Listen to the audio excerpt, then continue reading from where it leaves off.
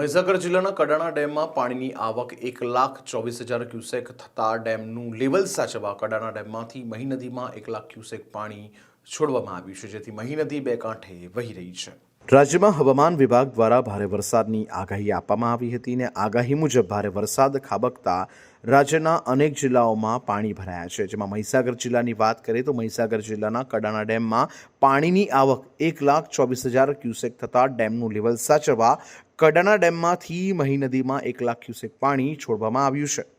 કડાણા ડેમના 8 ગેટ 5 ફૂટ ખોલી નાખવામાં આવ્યા છે, જેથી મહીસાગર નદીમાં આ પાણી છોડવામાં આવતા મહી નદી બે કાંઠે વહેતી જોવા મળી રહી છે। કડાણા ડેમની પાણીની મહત્તમ સપાટી 419 ફૂટ છે। હાલ ડેમમાં પાણીની સપાટી 415 ફૂટ છે।